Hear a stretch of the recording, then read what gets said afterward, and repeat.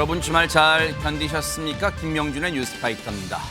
수산물 먹방을 찍고 있는 정부 여당, 먹는 걸까요? 야당을 먹이려는 걸까요? 네. 단식하는 제1야당 대표, 안 먹는다가 될까요? 안 먹힌다가 될까요?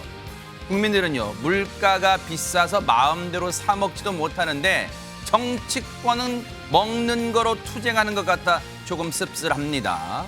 9월 4일 월요일 김명준의 뉴스파이터, 잠시 뒤에 이 이야기 해보도록 하겠습니다.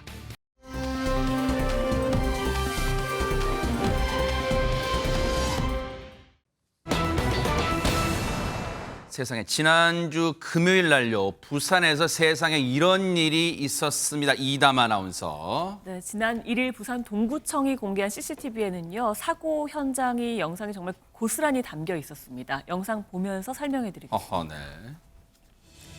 부산 동구의 한 주택가입니다. 갑자기 목욕탕 건물에서 저렇게 거대한 불기둥이 치솟으며 폭발이 일어나죠. 폭발과 함께 불이 난 건 오후 1시 40분쯤입니다. 큰 불길은 20분 만에 잡혔고 목욕탕은 쉬는 날이었기 때문에 인명피해가 없었습니다.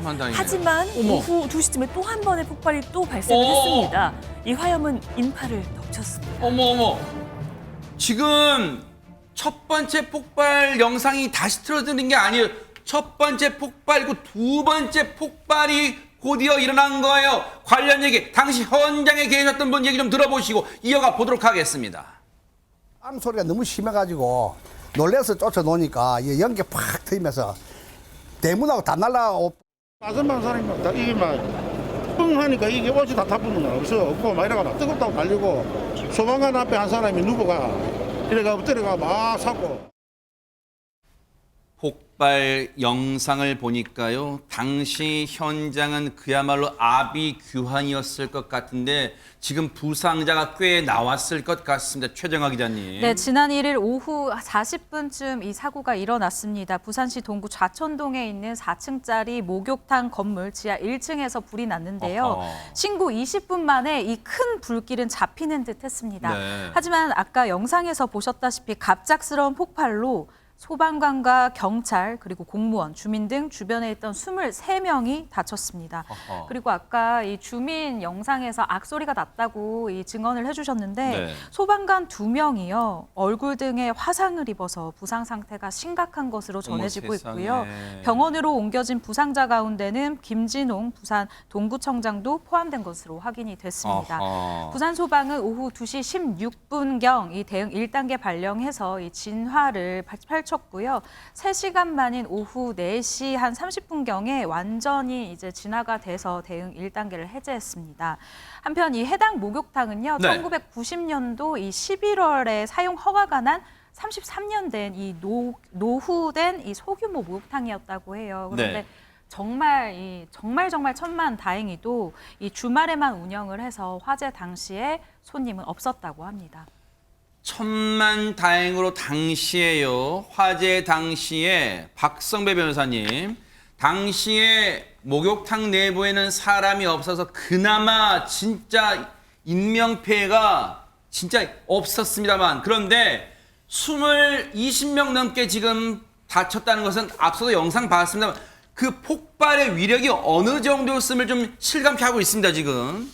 폭발이 어마어마했던 것 같습니다. 화재 사건 중에서도 폭발이 저만큼 크게 벌어지는 경우는 드문데 그로 인해서 대비하지 못하고 순식간에 많은 피해자가 발생한 것으로 보입니다. 이 사건과 관련해서는 1차 폭발 직후에 소방과 경찰 대응에 문제가 있었다는 지적도 나오고 있습니다. 왜요? 일단 1차 폭발이 오후 1시 40분경 발생하는데 세상에 저거 보세요. 신고를 받고 출동한 소방이 적극적으로 대응해서 오후 2시경 큰 불길을 잡는 이른바 초진이 완료됐습니다. 그 이후에 소방과 경찰이 화재가 진압된 것으로 판단하고 주민들의 접근을 통제하지 않았는데 그로부터 14분 후 오후 2시 14분경 2차 폭발이 발생합니다. 부상자 23명 모두 이 2차 폭발 때 피해를 입었습니다.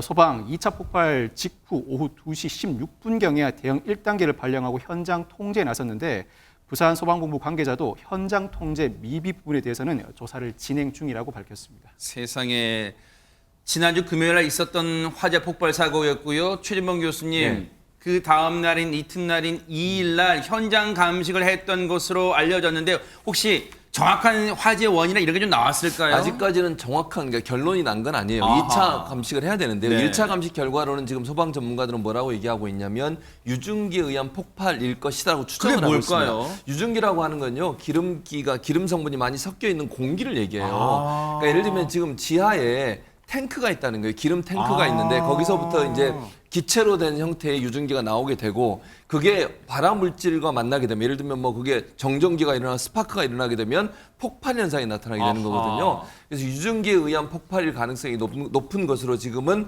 추정을 하고 있고요. 다만 네. 전문가들은 뭐라고 얘기하냐면 아직 단정할 수 있는 상황은 아니다. 그러니까 유류 저장 탱크가 있는 것이 지하 1층이었고 거기로부터 유증기가 발생해서 그것이 뭐 정전기든 어떤 형태로든 스파크든 이것과 만나면서 폭발했을 가능성에 대해서 무게를 두고 있는 상황이고요. 네. 현재 2차 감식이 진행되고 있기 때문에 2차 감식까지 끝나고 나면 네. 정확한 화재 원인이 밝혀지지 않을까 이렇게 생각합니다. 바로 오늘 2차 현장 감식 관련해서 부산소방본부가 브리핑을 했습니다. 어떤 내용이 혹시 추가로 나왔는지 들어보시고 이어가 보도록 하겠습니다. 일단 발화 지점은 그쪽으로 추정할 수 있지만 발화 요인이 그쪽 유증기 폭발인지는 아직 알 수가 없는 상황입니다. 뭐 탈락된 상태이기 때문에 그 상태 원래부터 그쪽이 배관이 부식되어 있었는지 아닌지는 좀 더 확인이 필요한 상황입니다. 바닥에 있는 잔해를 전부 치우고 있는 발굴 작업 상태이기 때문에 좀 더 있어 봐야 될 것 같습니다. 지금 조금 더 면밀하게 들여다봐야 돼요. 그런데 조영은 원장님, 다행히 앞서 말씀드렸지만 해당 목욕탕은 주말에만 운영하는 목욕탕이어서 금요일 날은 안에 목욕탕을 이용하신 분이 안 계셔서 천만다행으로 인명피해는 없었습니다만 그런데 지금 부상당하신 분이나 현장을 보신 분들의 그 정신적 트라우마도 이거 무시 못할 것 같아요. 네, 그렇습니다. 이 정말 너무나 갑작스럽게 생명을 위협할 수 있는 아주 큰 사건에 노출이 된 거거든요. 그렇죠. 이 사건에서 내가 살아남았다고 하더라도 이게 목격을 하거나 간접적으로 노출이 되는 것만으로도 우리는 외상을 입을 수가 있는 존재입니다. 그래서 그 외상후 스트레스로 진행이 되지 않도록 지금 몸과 마음을 잘 돌보셔야겠습니다. 그러니까요. 정말 이 부분은 좀 지자체나 또 소방본부가 좀 신경을 쓰셔야 될 것 같은데 왜냐하면 소방관 분들도 생명을 무릅쓰고 지금 현장 갔다 지금 다치셨단 말이에요. 그런데 해당 목욕탕이 박성배 변호사님 이게 좀 오래된 목욕탕인데 혹시 평소에 안전시설 점검 이런 건 통과를 했던 걸까요 그러면? 현재 목욕탕 업주 측은 사고 전날에도 자체 점검을 했고 기름 탱크와 배관 모두 이상이 없는 것을 확인했다는 입장을 밝히고 있습니다. 아하. 특히 지난달 28일 낮 12시 목욕탕 영업을 마친 후 사고가 있기까지 나흘 동안 전원도 모두 내려놔서 연료 탱크 등도 가동되지 않았다고 주장하고 있습니다. 이 기름 탱크와 배관은 1990년에 설치된 이후에는 교체가 이루어지지 않았는데 목욕탕 업주는 기름 탱크를 도시가스로 바꾸려고 했지만 일대가 재개발 지역으로 지정돼 있어서 안 된다는 답변만 받았다. 며칠째 가동도 하지 않는 시설에서 갑자기 폭발이 일어나 당황스럽고 이유를 모르겠다는 입장을 밝히고 있습니다. 사실 이 사건은 아직까지는 그 과실 여부나 법적 책임을 논하기는 어려울 것 같습니다. 그러니까요. 과실 폭발성 물건 파일이나 실화 모두 과실이 인정될지 사람의 신체 위험을 발생시킬 요소가 있었는지 사실 피해가 발생했다고 하더라도 2차 폭발로 인한 피해입니다. 이 사건의 경위, 발화 지점과 원인을 밝혀보아야겠지만 그렇죠. 이 사건을 계기로 1차 폭발 이후에 초진 단계에서 대응 방식을 정비하는 계기로 삼아야겠습니다. 이번에 하나 교훈은요. 반드시 화재 주변에는요. 정말 주민분들 통제를 철저히 해야겠다 이런 생각을 다시금 해보고요. 반드시 화재 원인은 정밀 감식을 통해서 밝혀내 주시기를 바랍니다.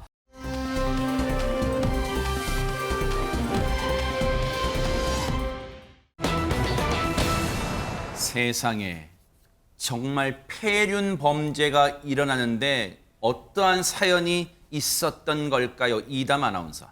네, 지금은 80대인 아버지와 60대인 아들이 같이 살고 있었다고 합니다. 네. 그런데 아들이 어릴 때, 그러니까 아버지가 젊을 때부터 좀 폭력적이었다고 해요. 이 아버지께서. 급기야는 1988년이었던 아들이 20대 후반이었을 때 아버지가 어머니를 살해해서 이 아버지는 형사처벌도 받게 됩니다. 세상에. 징역을 살고 나왔는데 출소 뒤에도 계속해서 말썽 아닌 말썽을 피웁니다. 범죄를 저지르는 건데요. 절도나 재물손괴도 저질렀다고 해요. 아들 둘과 같이 살았습니다. 형 동생 하는 아들 둘과 같이 살았는데 그중에 동생을 아버지가 또 폭행을 합니다. 그게 경찰 신고가 들어갔고요. 이 동생은 결국 독립을 합니다. 집에서 나가는 거죠. 네. 지금 같이 사는 이 형인 한 아들만 남게 됩니다. 근데 아버지가 나이가 드시면서 치매 증상까지 보이게 돼요. 아이고. 그러니까 이 아들은 결혼까지 포기하고 30년 동안 모아서 번 돈으로 아버지를 부양하게 됩니다. 세상에, 아니 이런 무슨 영화 같은 얘기가 있어요. 보세요. 물론 아버지란 사람은 젊었을 때부터 폭력적이었고 급기야 자신의 아내, 이 아들의 어머니를 살해까지 했어요. 정말 중죄 아니에요. 그런데 복역하고 나왔어요. 나와서도 반성하지 않고 재물손괴 등등등 나쁜 일 저질렀고 결국은 이렇게 가족과 뿔뿔해서 흩어졌는데 이 아들만은 최진봉 교수님 천륜을 끊지 못하고 봉양하고 살았대요. 세상에. 그러니까요. 80대 아버지를 봉양한다는 건 쉽지 않잖아요. 치매 증상까지 있었다는 세상에. 거잖아요. 그럼에도 불구하고 아들은 그래도 자기 아버지니까 봉양을 하고 살았던 거예요. 자기가 모은 돈 가지고 아버지를 봉양하는데 썼다는 거 아니겠습니까? 진짜 아니 범죄했던 아버지지만 피가 물보다 그러니까요. 진한 거예요. 예를 들면 이런 거잖아요. 자기 어머님을 살해한 세상에. 사람이잖아요. 그런 건 연을 끊을 수도 있어요. 그럼에도 불구하고 이 아들을 보면 그래도 아버지니까 본인이 봉양해왔다고 생각하고 봉양을 한 것 같아요. 근데 문제는 네. 이제 사건이 터진 거예요. 어머. 지난해 10월에 경기도 부천시 소재의 주택에서 두 사람이 같이 있었는데 네. 아버지라는 분이 80대 아버지가 자신이 찾는 물건이 안 보인다고 아들을 이제 괴롭히기 시작합니다. 아들한테 뭐라고 얘기하냐면 도둑놈 집에 나가라. 이런 폭언을 한 거예요. 세상에. 본인이 찾는 물건이 없다는 이유로. 어머. 그러니까 이 아들이 이제 화가 나 말다툼을 하게 되잖아요. 네. 60대 아들이에요. 아들이 뭐 어린 아이도 아니고 80대 60대 아버지 아들과 이제 말다툼을 하게 됐고 아버지가 먼저 아들의 머리를 한 차례 내려칩니다. 아유. 그러니까 아들이 이제 아마 술을 마신 상태였던 것 같아요. 네. 그러다 보니까 이제 순간적으로 격분을 해서 아버지를 밀쳐서 넘어뜨리고 결국 주방에 있는 흉기를 이용해서 살해를 한 사건이에요. 그래서 좀 그리고 이제 아들은 범죄를 저지른 뒤에 바로 자수를 했거든요. 세상에. 좀 안타까운 일이 아닌가 하는 생각이 듭니다. 아니 조영은 원장님 네.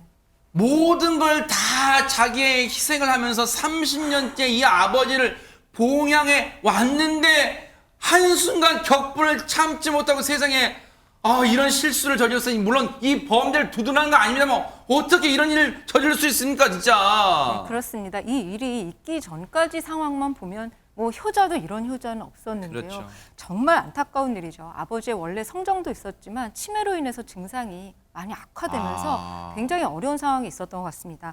어떠한 경우에도 살인은 절대 용납할 수 없고 반드시 처벌받아야 되는 범죄에 맞습니다. 네. 정당화가 될 수가 없죠. 하지만 이 엄마를 살해한 아버지를 그동안 결혼도 안 하고 모시고 살았다. 얼마나 큰 분노를 억누르고 살았을지 정말 짐작도 하기가 어렵습니다. 참 차라리 좀 떨어져서 살면서 자신의 삶을 챙기는 게 더 낫지 않았을까 하는 생각이 들고요. 굉장히 안타까운 마음만 들 뿐입니다. 그러니까요. 조영은 원장님 말씀처럼 이 아들이라는 사람에게요. 물론 정말 동정이 안 가는 건 아니에요. 얼마나 그동안 참고 살았을까요? 자신의 삶을 거의 포기하다시피 했잖아요. 결혼도 안 했잖아요. 근데 직장 다니면서 그 번 돈으로 아버지 봉양, 최근에는 치매까지 걸린 아버지 30년째 부양해 왔는데 세상에 이런 일이 벌어졌어요. 재판부는 어떤 판결을 내렸을까요? 박성배 변호사님. 일단 1심 재판부는 징역 7년을 선고합니다. 살인죄는 사형 무기 5년 이상의 징역이지만 존속 살해죄는 사형 무기 7년 이상의 징역인데 법정형의 최하한을 선고한 것입니다. 우리나라는 살인을 양형 기준에 따라 5유형으로 나누고 있습니다. 1심 재판부는 이 사건을 형이 가장 가벼운 1유형 참작 동기 살인이라고 그건 전제했습니다. 뭘까요? 참작 동기 살인은 살인을 저지르는데 정당화할 수 있는 사유는 없다고 하더라도 지속적으로 가정폭력을 당하거나 다툼 과정에서 쌓여있던 울분이 터져 나온 가족 간 살인을 지칭하게 되는데 이를 전제로 설시를 해나갑니다. 아버지가 사건 당일에 아무런 이유 없이 물건을 훔쳐갔다고 욕설을 하고 집에서 나가라고 했다. 아버지는 특히 아들이 자식처럼 아끼는 조카로부터 선물 받은 노트북을 집어던지며 아들을 때렸다. 그러자 아들이 우발적으로 살인 범행을 저지르게 된 것이다라고 판단을 합니다. 다만 아버지를 살해한 범행은 용납할 수 없는 폐륜적 반사회적 범죄이고 아버지의 폭행이나 폭언이 살인을 유발할 정도였다고 보기는 어렵다. 이에 따라서 징역 7년을 선고하게 되는데 형을 낮추면서도 법정형보다 낮추지는 않았습니다. 그렇지만 검찰은 형이 지나치게 가볍다며 즉각 항소했습니다. 1심 판결은 나름대로 법에도 눈물이 있음을 조금은 보여준 판결 아니었을까 싶어요. 그런데 들으신 것처럼 검찰은 무슨 소리입니까? 재판장님, 형량이 너무 적습니다 하면서 검찰이 항소를 했어요. 항소심 판결은 어떻게 나왔을까요? 최정강 기자님. 네, 말씀처럼 이 검찰은 형이 가볍다면서 항소를 했는데 재판부에 받아들여지지는 않았습니다. 이 2심에서 항소가 기각된 것인데요. 항소 기각된 이 사유를 보시면요. 일단 첫 번째로는 범행 직후에 수사기관에 자수를 했다라는 점, 그리고 두 번째로는 119에 이 피해자에 대한 구호 요청을 바로 했다라는 점, 그리고 세 번째로는 피해자의 자녀들과 손자녀들마저도 불우한 가정사를 토로하며 이 아들, 그러니까 이 피의자에 대한 선처를 호소하고 있다라는 점을 참작했음을 알렸습니다. 안타까움과요, 분노 그런 게 녹아있는 사건이에요. 어쨌든요, 정말로 이번에는 어쨌든 폐륜범죄 한 거기 때문에 아들이 이 따끔한 법의 처벌을 받고 나와서 반성하며 살기를 바라겠습니다.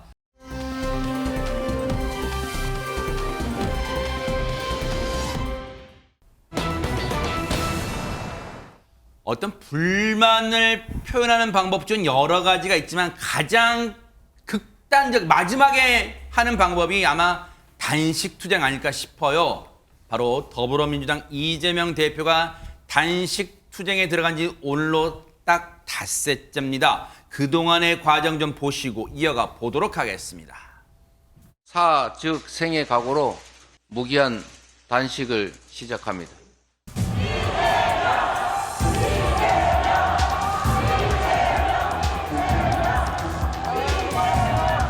마시라고 조용히 하고.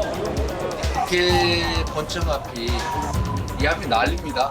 제 풍경 한번 보여드리도록 할게요. 네, 밤 10시 다 돼가는데.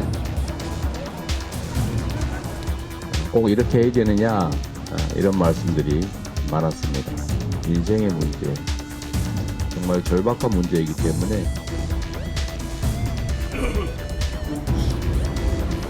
그래서 도대체 다들 힘 가지시라고 걱정들 해주시고 응원해 주시고 너무나 먼 과거를 무시하고 있어서 비현실감이 들 때가 있어요. 노장군이 용산 철거까지 윤석열 정부 출범을 아십니까? 1920년대 오만을 버리십시오. 단식 오늘로 닷새째, 앞서 말씀드린 것 닷새째입니다. 그런데 뭐 잠깐이지만 우리에게 뭐 낯익은 얼굴도 잠깐 보였습니다만은 단식장에 이 단식하는 곳에 찾아오는 분들이 뭐 동료 의원들, 소속 의원들 말고도 많이 있는 것 같아요, 지금. 네, 많습니다. 지지자분들이 많이 오시는 것 같고요. 또 뭐 추미애 전 장관 아까 보셨지만 또 전현희 전 국민권익위원회 위원장도 오셨었고요. 그래서 이제 많은 분들이 참석하셔서 이제 격려하고 계시고 위로를 하고 있는 것 같아요. 네. 지지자들 같은 경우에는 소위 이제 개혁의 딸이라고 불리는 개딸 이런 분들은 뭐 쿠션도 가져온 사람도 있었고요. 그다음에 부채 등을 선물하는 사람도 있었고요. 네. 농담 삼아 이재명 대표가 이거 3만 원 넘으면 안 돼요. 왜냐하면 김영란 법에 3만 원 이상의 선물을 받으면 안 되게 돼 있거든요.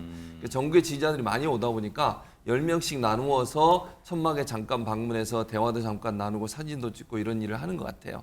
아직도 이제 계속 사람들이 줄지어 오기 때문에 저기 이제 같은 천막 속에 많은 분이 들어갈 수 없어서 국회 앞에서 그런 일이 있었고요.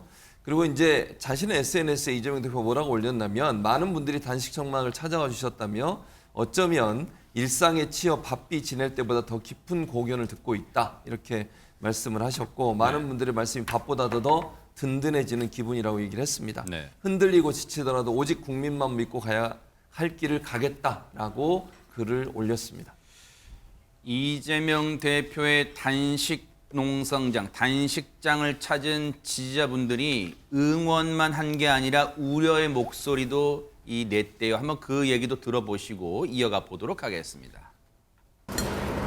아니 저기 어저께 이제 저기 단식하시면서 좀 드셔도 되는 거 좀 찾아봤는데 고소 얘기 나오는데 지금 뭐 소금하고 물만 드시고 네, 소금하고 물만 지금 자신. 완전히 그 단식 네, 완전 단식으로.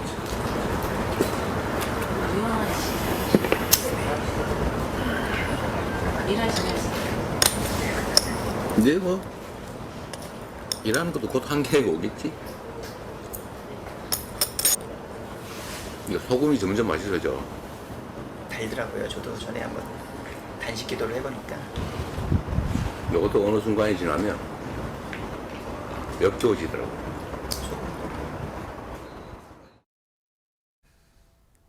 5일째 단식 닷새째 어떤 걸 지금 먹고 있는 듯한 모습은 나왔는데 지금 지지자분으로 추정되는 여성분이 막 걱정스러운 얘기를 했잖아요.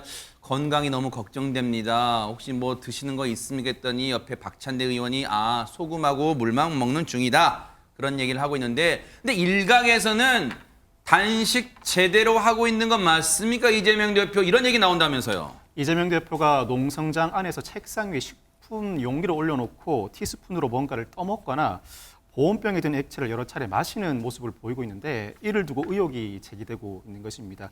국민의힘 박대출 정책위 의장이 SNS에 글을 올렸는데 규탄대에 마이크를 잡은 이 대표의 목소리가 우렁차다, 정신력이 대단한 것인지 내용물을 알 수 없는 텀블러와 티스푼의 힘인지 모를 일이라고 꼬집었습니다. 일부 여권 지지자들도 텀블러에 사골 국물 같은 게 들은 거 아니냐, 건강관리하면서 단식한다는 의혹을 쏟아냈는데 민주당 측은 보온병에는 온수가, 식품 용기에는 소금이 들어있다고 설명했습니다. 실제로 식품 용기에는 와인 소금이라는 라벨이 붙어 있고 그 옆 봉지에는 마늘 소금이라고 적혀 있는 봉투도 있습니다. 이 대표가 책상 위에 올려두고 먹은 건 갈릭 소금이라고 하는데 이 온수와 소금은 단식 농성의 단골 메뉴라고 합니다. 이 탈수와 전해질 불균형을 막기 위한 최소한의 조치라는 것입니다. 네. 어쨌든 저렇게 소금과 이제 민주당 이 측의 설명은 저게 소금 이렇게 이 수저로 티 수저로 먹는 거는 소금인 것 같고요. 그리고 가끔씩 물을 먹습니다. 그런데 이제 이재명 대표의 이런 단식을 비판하는 목소리 들어보시고 이어가 보도록 하겠습니다. 민주당 이재명 대표는 검찰의 소환 조사 소식에 뜬금포 단식을 천명하더니 국회를 극단 성향 유튜버들이 놀이터로 만들어버렸습니다. 이재명 대표는 서로를 비난하는 유튜버들을 자제시키는커녕 흐뭇한 미소로 지켜봅니다. 단식한다고 하는데 실제 단식인지 단식 쇼인지도 의문이지만 밤낮으로 유튜브 라이브 방송을 즐기는 이재명 대표의 모습에서 야당의 수장의 모습을 보기보다는 관심 받고 싶어하는 관종의 DNA만 엿보일 뿐입니다. 단식도 뭐 밤에 또 이상하게 또 뭐 조금 섭취하면서 단식을 하는 모습 가면 한 달, 두 달 해도 그는 눈도 깜짝 안 해요. 민주당에서. 민주당은 인권운동가 민주화운동 뭐 심사회 운동가 뭐 이런 선수들이 많잖아요. 그래서 제가 선택한 것은 노숙단식. 그러니까 실질적으로 뭐 좌파심단체에서 CCTV까지 설치하고 그렇게 했었죠. 김성태 전 의원은 자신의 단식했던 이제 사례를 들면서 노숙 단식 천막 쳐놓고 거기서 잤다 뭐 그런 얘기를 했다는 건데 그래서일까요? 지금 최정화 기자님 이재명 대표의 단식을 비판하는 측에서는 출퇴근 단식이다 이런 표현까지 나왔다면서요? 네, 그렇습니다. 일단 이재명 대표의 단식이 오전 10시부터 오후 10시까지 진행이 되는데요. 그럼 나머지 12시간은 어디에 있느냐? 바로 국회 본청 당 대표실에서 휴식을 취한다라는 것이 이 민주당의 설명입니다. 이 민주당 관계자는요, 이 이유에 대해서 밝히기도 했는데요. 일단 대표가 밖에서 자면 당직자까지 천막을 치고 밖에서 자야 하는 상황이고 이뿐만 아니라 국회 경호원까지도 이 밤샘 근무를 해야 하기 때문에 어쩔 수 없는 선택이었다. 많은 사람들이 힘들기 때문에 이런 선택을 했다라고 설명을 했습니다. 그러니 이를 두고 국민의힘에서는 출퇴근 단식이다, 웰빙 단식이다라는 비판이 나왔는데요. 네. 일단 박대출 국민의힘 정책위원장은 이런 얘기를 했습니다. 당 내에서조차 고개를 갸우뚱하는 명분 없고 뜬금없고 원칙 없는 산무단식이다라고 얘기를 했고요. 이 장동혁 국힘 원내 대변인은 더불어민주당 정청래 최고위원이 그토록 조롱하던 이리저리 왔다 갔다 하는 출퇴근 단식이다라고 얘기를 했습니다. 그리고 김혜령 국민의힘 대변인은요. 국회 이 본관 내 모처에서 취침한다는 이 대표에게 그 이전에 법인카드 논란이 있었잖아요. 네. 이 부분을 언급을 하면서 초밥이 배달될지도 모르겠다라는 이 비판을 하기도 했습니다. 네. 김예령 대변인의 말은 비판보다는 약간의 이제 조롱성 발언돈이 섞인 것 같아요. 그런데 저 앞서 얘기 들어보니까 이담환 출퇴근 단식이라는 게 이번에 처음 나온 게 아니라 전에 누가 이런 표현을 썼나 봐요, 지금. 네, 2019년 11월이었죠. 당시 자유한국당 대표였던 황교안 대표가 단식을 했었습니다. 그런데 낮에는 청와대 앞에 분수광장 앞에 이제 돗자리를 깔고 가부좌를 들고 있었고요.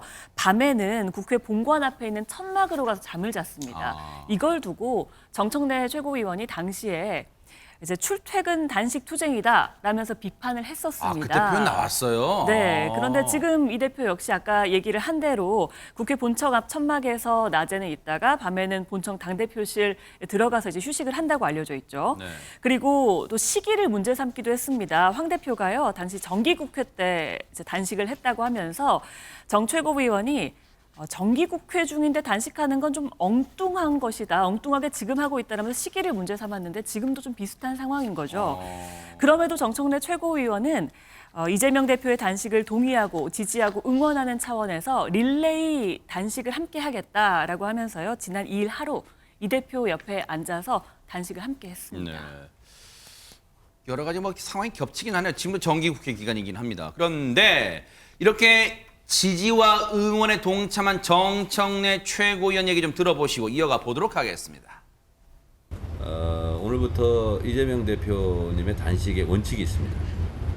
동조 단식을 하신 분이 옆에서 대입인을 하는 걸로, 이재명 대표 입을 대신하는 걸로, 그리고 가급적이면 말씀을 안 하는 걸로.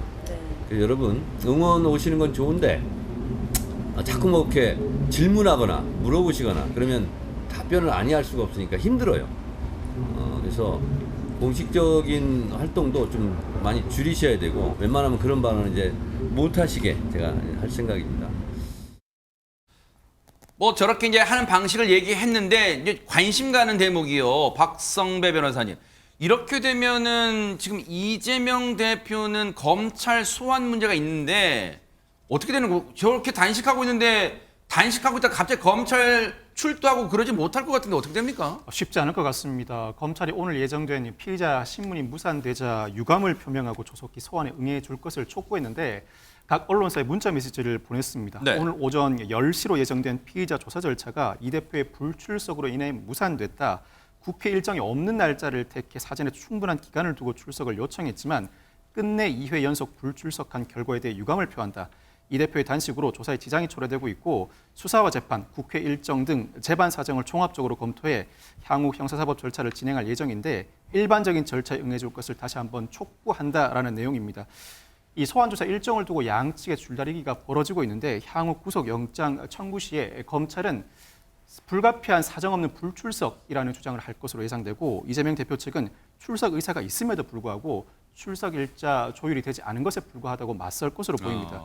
향후 단식으로 그 기간이 늘어지면 늘어질수록 검찰은 건강 상태가 온전하지 않은 이재명 대표를 직접 불러서 조사하는 데 상당한 부담을 느낄 텐데 극단적으로는 피의자 신문을 생략하고 구속영장 청구를 할 수도 있습니다. 그렇지만 그래요? 그 절차가 이례적이다 보니 검찰의 부담은 상당히 더해지고 있는 것은 사실입니다. 그러니까 고민될 것 같아요. 그래 최진봉 교수님.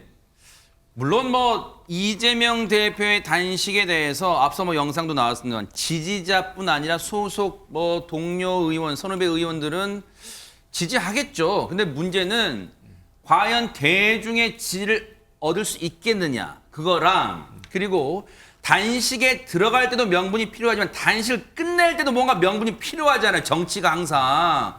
여기 항상 뭔가 딜레마가 있을 것 같아요. 그렇죠. 일단 이제 지지를 받냐 이 문제는 사실은 현재 정부와 연계돼 있는 부분이 있어요. 왜냐하면 단식을 하는 이유와 목적을 보니 세 가지로 지명을 했는데 하나는 후쿠시마 오염수 관련해서 반대 입장을 명확하게 하고 해양재판소에 제소를 해라라고 얘기를 했고 개각을 단행해라. 그러니까 지금 현재 문제가 있는 장관들을 좀 바꿔라. 네. 이렇게 주장을 했거든요. 근데 문제는 그게 이제 국민적으로 얼마나 동의를 받아내느냐가 중요하다고 생각해요. 네. 그게 아마 영향을 미칠 것 같고 네. 두 번째는 이제 윤석열 정부나 윤석열 대통령 입장에서 그걸 받기가 좀 어려울 거예요. 제가 볼 때 저런 주장, 그러니까 지금 이재명 대표가 명분으로 내세우고 있는 단식의 명분을 받을 가능성이 낮아요.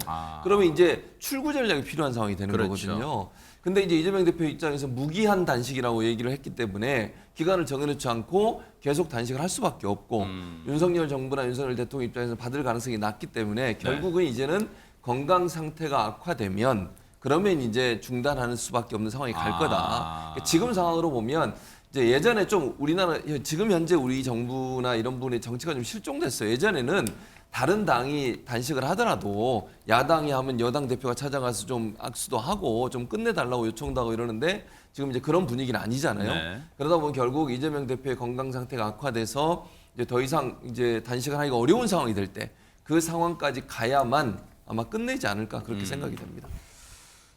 답답할 수 있어요. 어쨌든 이 부분 단식이 언제까지 또 갈지 또 그 기간 동안 검찰과의 신경전은 어떻게 펼쳐질지 뉴스파이터도 눈 부릅뜨고 따라 붙어 보도록 하겠습니다.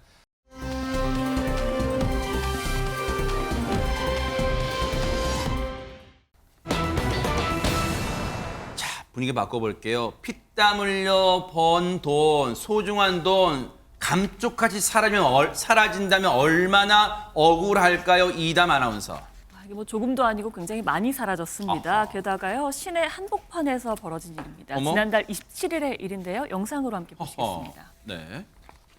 서울 종로구의 한 노점상입니다. 신발을 구경하고 있죠. 네. 한 남성이요. 비닐봉지, 검정 비닐봉지를 저기에 놔뒀는데 저 네. 안에 730만 원이 들어있었습니다. 그런데 옆에 있던 이 남성이 갑자기 저 봉지를 그냥 집어들더니 어딜 가는 건 아니고요. 그냥 또 신발 구경을 마저 합니다. 네. 자, 다시 돌아온 이 봉지의 주인. 그럼에도 이 남성은요. 저 봉지를 들고요. 유유히 자리를 떠납니다. 어머. 아니 근데 지금 피해자분은 자신의 그 돈이 들어있는 검은색 봉지를 눈앞에서 태연히 저 사람이 들고 가는데도 지금 이담아나서 아무런 제지도 않고 가만히 있네요. 지금 어떻게 된 상황이에요? 그러니까요. 절도범이랑 피해자랑 같이 그냥 신발 구경을 나란히 하고 있는 정말 그러니까요. 이상한 풍경이 벌어진 건데요. 네. 그 뒤에는 어떻게 됐는지 영상으로 이어서 보시겠습니다. 네. 네, 뒤늦게 돈이 든 봉지가 사라졌다는 걸 알게 된 이 남성이요. 경찰에 서둘러 신고를 했습니다. 아하. CCTV로 사라진 절도범의 인상착의를 경찰이 파악을 했고 네. 사건 발생 인근을 수색을 하다가 아하. 자 저렇게 경찰의 시야에 절도범이 포착이 됐습니다. 검정 어허. 봉지를 들고 있죠. 이 남성은요 경찰에 의해서 바로 체포가 됐습니다. 야, 우리 경찰분들 진짜 발 빨라요. 순간 이 즉시 출동해서 딱 잡아냈고 또 눈썰미가 참 경찰분 눈썰미 참 대단하다 이런 생각해 보는데 자 그런데 궁금한 게 최준봉 교수님 네. 저 절도 피해를 당하셨던 분은요 그 많은 금액 730만 원이나 되는 금액을 왜 검은색 비닐봉지에 넣고 다니셨을까요? 왜냐하면 이유는 모르겠지만 그 730만 원을 전부 현금으로 갖고 있었던 거예요. 어허. 그러니까 730만 원 아무리 지갑에 넣어도 안 들어가잖아요. 네. 그러니까 그냥 검은 봉지에 집어넣고 다니신 거예요. 어머. 그러니까 그러다 보니까 결국 부피가 커지고 현금이 다 현금으로 있다 보니까 그래서 어쩔 수 없이 비닐봉지에 보관한 것 같고 그래서 이분은 이제 열심히 일해서 번 돈이래요. 저게 무슨 뭐 나쁜 짓에서 번 돈도 아니고 네. 본인이 열심히 일해서 번 돈인데 저렇게 갑자기 누군가가 가지고 가는 바람에 정말로 깜짝 놀랐다고 하는 얘기가 전해지고 있습니다. 아니 근데 조영훈 원장님 네. 73만 원도 아니고 730만 원이 들은 봉지라면 피해자분 입장에서는 신발 구경을 하시더라도 한 손은 비닐봉지를 잡고 있을 법도 한데 아니 왜 순간 이게 깜빡 이게 정신이 딴 데 팔리셨을까요? 그러니까요. 우리가 이렇게 살다 보면 또 부주의한 실수를 할 때도 있는데요. 아니 대체 제가 궁금한 건 이게 투명 봉지도 아니고 검정 봉지 아니었습니까? 어허. 그리고 거기에 돈 들어있다고 써 있는 것도 아니고 투시 능력 있는 것도 아닌데 대체 어떻게 730만 원이 어허. 현금이 들어있는 줄 알았을까 하는 궁금증이 들었는데 네. 이제 이 절도범은 나는 신발인 줄 알았다 이렇게 지금 주장을 하고 있는 거죠. 하지만 뭐 신발인 줄 알았다고 해도 네. 그래도 훔치면 안 되는 거죠. 아니 근데 저는 물론 피해자분을 탓하는 건 아닌데 앞서 조용훈 원장님, 왜냐면 저 절도범이 피해자분 눈앞에서 검은색 비닐봉지를 쓱 들고 지나가는 걸 눈앞에서 봤을 법도 한데 설마 본인이 놔둔 검은색 비닐봉지를 에이 설마 그걸 거야 그랬을까? 아무런 제지도 안 했어요. 근데 우리가 인지적으로 주의의 제한이라는 것이 있습니다. 뭔가 하나의 주의를 기울이면요 다른 것이 안 보일 수가 있어요. 그래서 아마도 그렇게 해서 일어난 실수가 아닐까 생각이 듭니다. 그러네, 그럴 수 있어요. 왜냐면 이분이 피해자분의 신발 사랑이 지극할 수 있어요. 그러다 보니까 신발 신상이 많이 나왔네 하다 보니까 잠시 이 딴 데 정신을 두다 보니까 피해를 당하는데 깜빡했을 수 있어. 근데 어쨌든 경찰의 도움으로 돈을 찾았으니 천만다행인데 박성배 변호사님, 근데 저 절도범의 말이요. 저 신발인 줄 알았어요. 아니 그럼 신발을 훔쳐도 되는 거예요? 피해자가 즉각적인 답변을 한 것 같습니다. 신발인 줄 알았다고 하면 그 가치가 상대적으로 낮으니 기소유예 처분을 받거나 가벼운 처벌에 그칠 것이라는 기대감의 한 발언인데 범죄 사실은 물론 검사가 입증해야 할 책임이 있지만 신발인 줄 알았다는 사정은 피의자가 직접 입증해야 합니다. 사실상 입증은 불가능할 것으로 보입니다. 일단 경찰은 피의자를 절도죄로 송치했습니다. 절도죄 법정형이 6년 이하의 징역과 벌금형 등인데 이 사건의 쟁점은 피해품이 반환됐는지 절도 유형이 무엇인지 동정장과가 있는지 여부로 모아질 것 같습니다.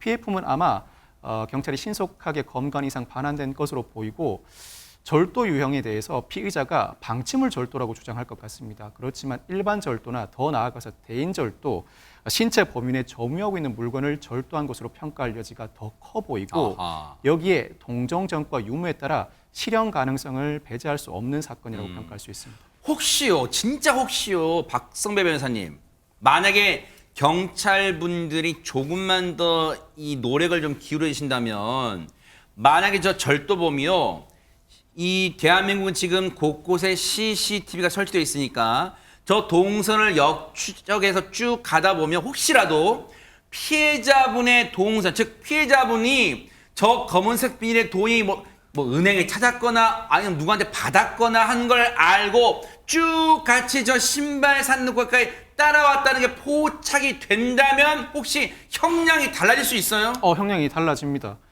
견물생심이라는 표현이 있습니다. 좋은 표현은 아닙니다만 우발적으로 어떤 가치 있는 물건을 보고 물건을 훔친 경우와 애초부터 계획적으로 그 사람에게 접근해서 지속적인 추적 끝에 결국은 그 물건을 훔쳐내는 것은 계획성 여부에 큰 차이가 발생할 뿐만 아니라 재범의 위험성을 판단할 때도 상당한 차이가 있습니다. 이에 따라 형량은 충분히 달라질 수 있고 아마 이 사건에서는 그 인근에서 유사한 범행들이 자주 발생했을 가능성이 있습니다. 이 피의자에게 여죄에 관한 책임이 있는지 여부를 충분히 따져보고 있을 것으로 보이고 기타 다른 범죄나 범행 경위에 대한 재반 조사가 충분히 이루어졌거나 이루어지고 있을 것으로 추정합니다.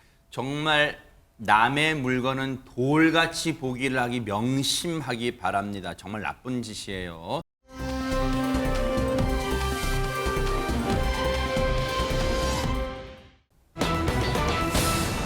분위기 바꿔볼게요.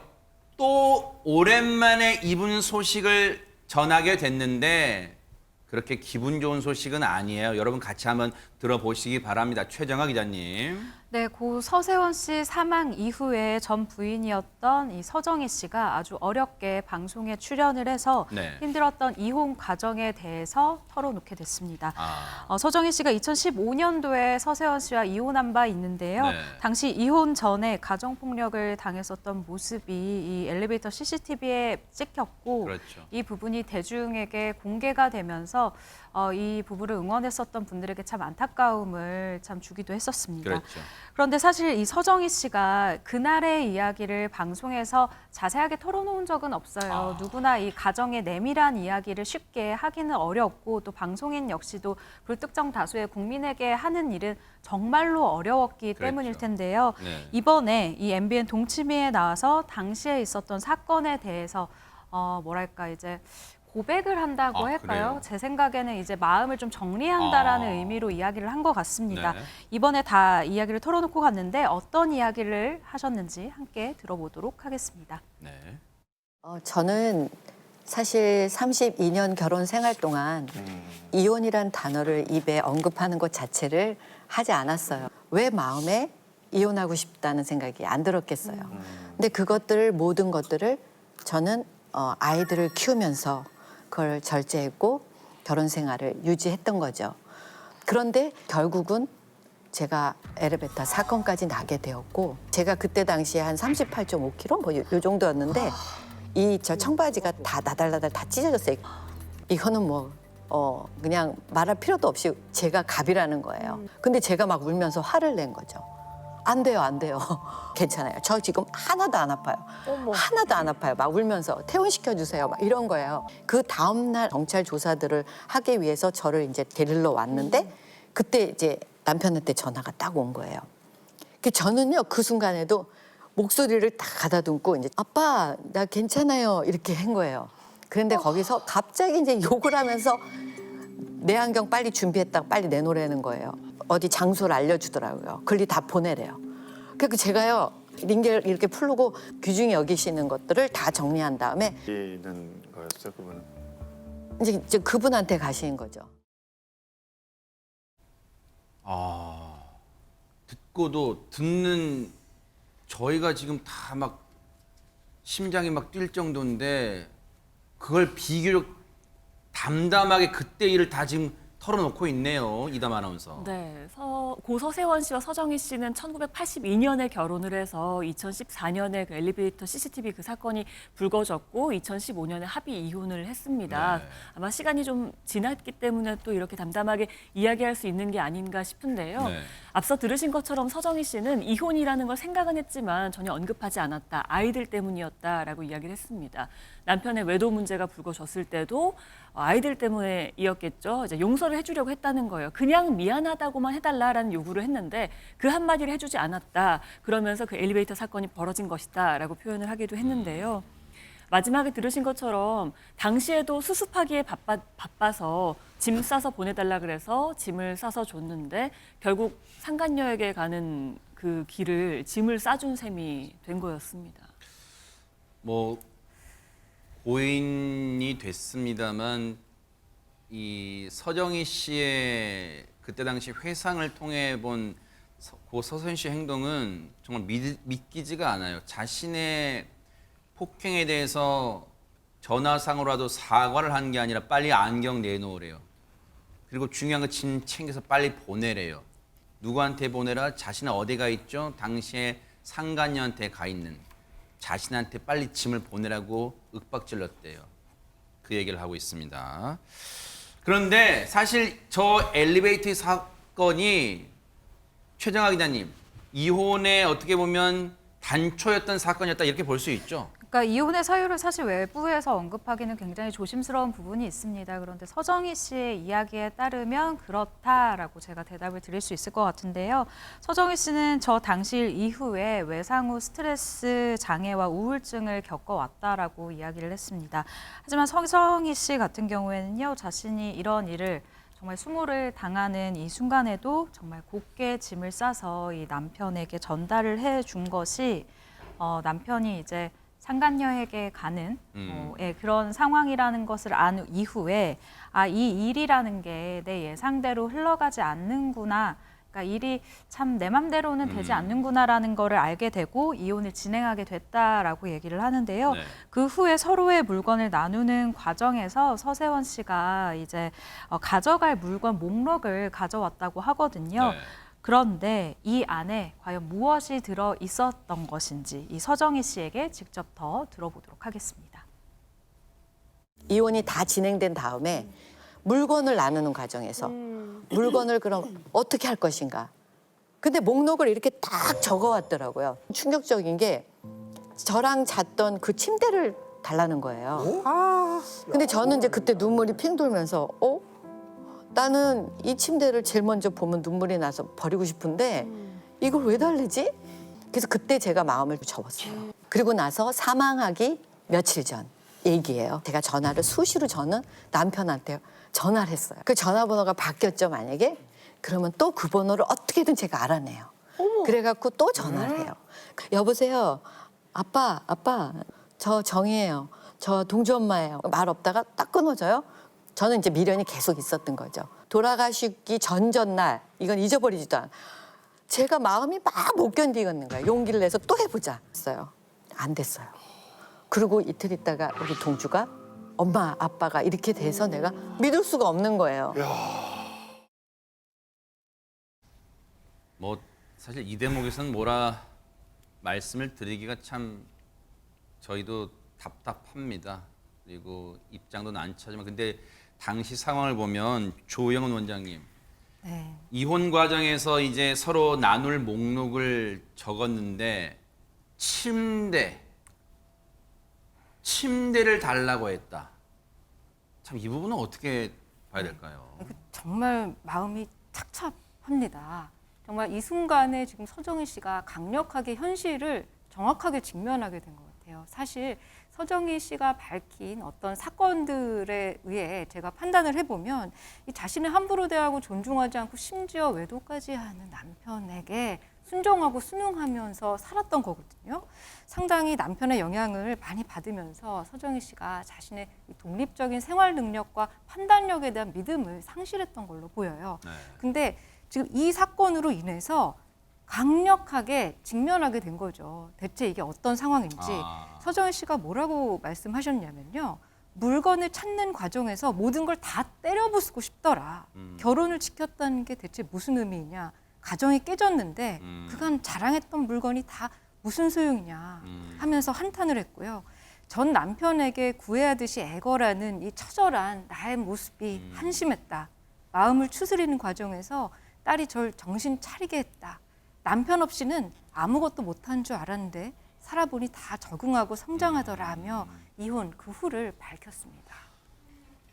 마음이 속이 아니었었던 것 같아요, 시쳇말로. 그런데 지금 이제 세월이 흘러서 지금은 이제 비교적 담담하게 그때 일을 털어놓습니다만. 근데 최진봉 교수님, 얘기 들어보니까 이혼 후에도 지금 서정희 씨는 어떻게든 서세원 씨한테 연락을 취했던 모양이에요. 그런 것 같아요. 지금 뭐 얘기 들어보니까 본인이 전화번호가 바뀌면, 그러니까 서세원 씨가 전화번호가 바뀌면 그거 찾아내가지고 또 전화를 했다는 거잖아요.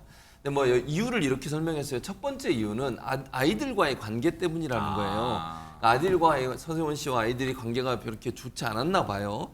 그래서 뭐 그러니까 엘리베이터 사건이라고 소위 얘기하는 그 사건이 있기 전까지는 전혀 통화도 안 하고 아이들과 소통이 없었던 것 같아요. 그러니까 엄마 입장에서는 아이들과 아빠의 관계가 소통이 되도록 하기 위해서 본인이 중간에서 매개자 역할을 해야 되겠다 이런 생각을 했던 것 같고, 또 하나는 뭐 아까도 얘기가 잠깐 나왔습니다. 본인이 그 전 남편에 대해서 계속 의지하는 부분이 계속 있었던 것 같아요. 그러니까 뭐라고 본인이 얘기하시냐면 이런 얘기예요. 전 남편이 죽지 않았다면 나는 아직도 해방되지 않고 전화만 붙들고 살았을 것 같대요. 그 말은 결국 끊임없이 그 뭐랄까요, 스스로 서는 일에 대해서 용기가 좀 부족했던 것 같고 전 남편에 대한 의지가 계속 됐던 것 같아요. 그러다 보니까 아마 쉽게 끊지 못했던 것 같고, 그러면서 마지막에 어떤 얘기를 하냐면 내가 빨리 결혼해야 이 굴레로부터 벗어날 수 있겠구나라는 생각을 했다는 얘기를 하는 걸 보면 아무래도 이제 어린 나이에 결혼하셔서 계속 30 몇 년이나 결혼 생활을 하다 보니까 그런 미련이 좀 있었던 것 같고, 두 번째는 아이들과 남편 간의 사이에서 충돌되는 부분, 또 가까워지지 못한 부분, 어떻게 이제 엄마 입장에서는 좀 가깝게 만들려는 시도가 아니었나 이런 생각이 듭니다. 지금 이 얘기 좀 보세요. 지금은 완전히 자유래요. 뭔가 이제 마음을 뭔가 고쳐먹고 심기일전했다는 듯한 반가운 얘기예요. 그래서 빨리 결혼해야겠다, 뭐 그런 얘기까지 심경까지 밝혔는데, 사실 지금처럼 지금 순간까지 오기까지 많은 힘이 됐던 사람은 아마 이분일 거예요. 얘기 들어보시고 이어가 보도록 하겠습니다. 저는 이제 따로 떨어져서 독립적으로 생활을 했었잖아요, 해외에서. 네. 이런 생각을 가진 엄마를 쉽게 이해할 수가 없는 거예요. 제가 들으면 너무 화가 나고 이게 이렇게 될 일이 아니고 당연히 무조건 떠났어야지. 저는 이제 막 울보를 토했는데 그래도 제가 엄마를 이제 한 여성으로서 보면서 이해를 굉장히 많이 하려고 했었어요. 내가 엄마 입장에 놓여서 정말 만 19, 막 이럴 때 누군가를 만나서 이제 그 당시엔 또 엄마가 아빠가 없이 컸으니까 첫 이제 남성의 보호를 받은 게 아빠고 그러니까 아빠의 말이 어떻게 보면은 뭐 남편이자 남자친구이자 또 아버지의 말이었을 수도 있잖아요. 남자로서 여자가 기다린다 이런 것보다는 제가 느끼기에는 아무래도 그냥 딸이 아빠 진짜 기다리듯이 부모님 기다리는 그런 마음이 아니었을까. 조영은 원장님 그런 얘기 많이 하잖아요. 딸은 커가면서 엄마랑 친구 사이가 된다 그런 말이 있는데 진짜 그런 느낌이 있어요. 네, 서동주 씨가 어머니를 참 잘 위로해주고 깊이 이해하고 있다라는 생각이 듭니다. 아마 엄마가 저렇게 힘들게 사는 모습을 보면서 따님 마음이 오죽했겠습니까? 얼마나 화가 나고 가슴이 아팠겠습니까? 하지만 동주 씨가 어머니를 많이 이해하려고 한 것 같아요. 아마 19세에 정말 어린 나이 아닙니까? 19세에 어떤 남자를 만나서 그 나이에 그 남자를 평생 의지하고 살았고 그리고 그 사람을 잃어버린 그 사람의 심정이 어떨까? 한 여자로서 어머니를 그 어머니 마음에 있는 어린 마음을 보아준 것 같아요. 그러겠네요. 네. 혹시 우리 최정아 기자님 혹시 서동주 씨 평소에 좀 만나서 인터뷰나 아니면 좀 대화 좀 해보셨어요? 어떤가요? 저 같은 경우에는 그 장례식장, 한국 장례식장에 다녀왔었는데요. 서동주 씨가 이번에 이렇게 어머니와 함께 사실 동치미에 나와서 아까도 말씀드린 것처럼 가정의 내밀한 가정사를 이야기한다는 게 사실 쉽지 않은 그렇죠. 일인데 이렇게 용기를 낸 것에는 제 생각엔 이런 생각이 있었던 것 같아요. 뭘까요? 일단 서동주 씨가 이 캄보디아 그리고 한국 두 가지 나라를 이제 왔다 갔다 하면서 장례를 끝까지 다 모셨었어요. 근데 이것도 사실은 쉽지 않은 결정이었다고 저는 생각이 드는데 이제 물어봤더니 아버지이기 때문에 할 도리는 다 해야 한다라고 이야기를 하더라고요. 저는 그 이야기에서 이제 딸로서 가진 이 용서를 읽었다라고 생각이 들거든요. 그리고 서동주 씨가 한번 방송에서 이런 얘기를 한 적이 있었습니다. 아빠를 미워하는 댓글이 이제 그렇게 가슴이 아팠대요.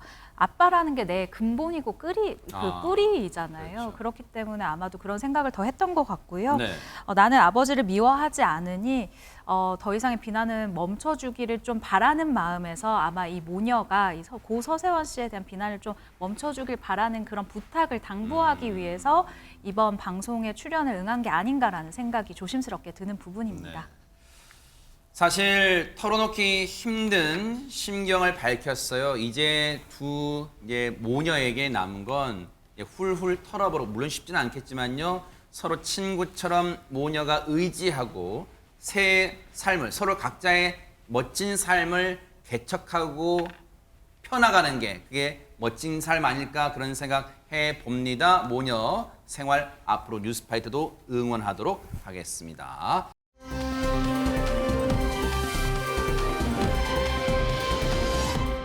자, 이제 그 밖에 관심 가는 소식 알아볼 텐데요. 자, 첫 번째 소식은 미국 얘기입니다. 최전방 교수님. 네, 그렇습니다. 미국 네브라스카에서 어머, 발음 진짜 멋지다. 살아있죠. 네브라스카에서 있었던 일인데요. 황당한 장면을 영상으로 보여드리겠습니다. 영상 함께 보시죠. 뭘까요? 네. 자, 도로를 달리고 있는 승용차 앞에 유리에 지금 보시면 뿔이 나와 있어요. 뿔 보이시죠? 유리 앞 요 뿔이에요. 어머. 자세히 보니까 커다란 소의 모습이 보입니다. 심지어 저게 모형이 아니라 살아있는 황소였습니다. 세상에. 덩치가 차보다 커 보이는 황소를 조수석에 태운 사연 대체 뭘까요? 아니 혹시 뉴스파이터가 늘 전해드리던 주인 몰래 소 훔쳐가던 그런 상황인가요? 이담 아나운서? 저렇게 소를 태운 차가 지나가니까요. 누가 신고를 한 거예요. 그래서 경찰이 저 차를 따라갔다고 합니다. 네. 그래서 보니까 운전자는 60대 남성이었던 리 마이어 씨고요. 네. 이 소는 내 반려동물이다. 오. 내가 키우는 소다. 이름도 있습니다. 하우디 두디입니다. 나이는 9살이고요. 9살이지만 무게는 제법 나갑니다. 998kg, 그러니까 1톤이 안 되는데요. 어머. 그 소가 세상에 저 승용차에 타고 있었던 겁니다. 근데 이 두디가요, 생후 6개월 때부터 이 차에 탔다고 해요. 차를 개조를 한 거예요. 잘 어머머. 보시면 앞유리도 지금 반 정도 갈라져 있고요. 뒤에 한 반 정도를 개조를 했거든요. 저렇게 해서 자기 옆자리에 태우고 다녔다고 하는데요. 장거리일 때는 트레일러를 이용해서 데리고 다닌대요. 근데 워낙 두디가 이 차 타는 걸 좋아한다고 합니다. 어떻게 표현하는지 모르겠는데 좋아해서 일부러 차를 태웠다고 하는데요. 네. 지금 행사장인 데가 네브라스카주고요. 집은 네바다주인데 네. 거리를 제가 지도로 보니까 18시간 정도 걸리는 것 같더라고요. 어머. 저 친구 저렇게 서서 18시간을 왔는지 그것도 신기합니다. 아하.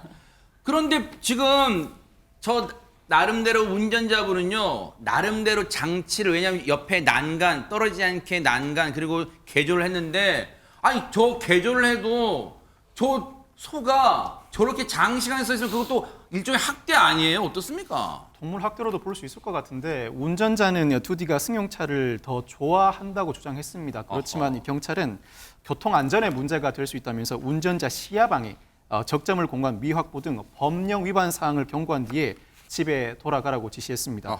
경찰도 출동 당시에는 송아지처럼 작은 동물이 들어가 있을 것이라고 생각했는데 막상 현장에 가보니 큰 동물이어서 너무 놀랐다고 밝히고 있습니다. 네, 어쨌든 안전 운전하기 바랍니다.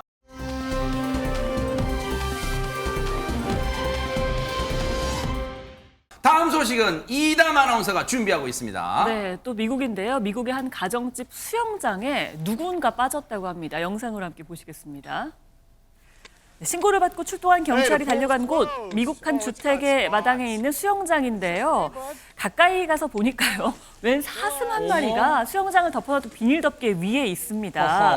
이 비닐 덮개를 딛고 빠져나오려고 애써 보는데 아이고 쉽지가 않습니다. 네. 겁도 많이 먹은 것 같죠. 빠져나오려고 애써 보지만 잘 되지가 않습니다. 그저 멀리서 지켜보다가요. 간신히 앞발은 걸쳤는데 나와지지가 않아요. 어렵죠. 네. 경찰이 뜰채를 이용해서 뒤를 딱 받쳐줍니다. 탈출에 성공한 이 사슴. 걸음하다 살려라. 감사 인사 땡큐 한번 안 하고 가버리네요. 아우, 천만다행이네요. 오늘 소에 사슴에 그냥 오늘 정신 없었습니다.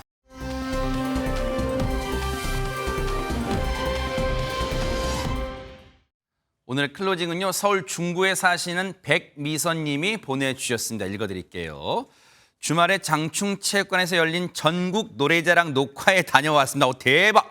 저도 한 노래 하지만 제가 나간 건 아니고 아는 언니 응원하러 다녀왔어요. 노래가 나올 때마다 체면 같은 거 다 버리고 신나게 몸을 흔들다 왔습니다. 아마 카메라에 잡혔을지도 몰라요.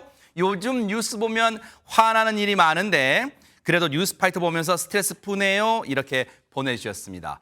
백미선님 모처럼 기분 전환하셨겠어요?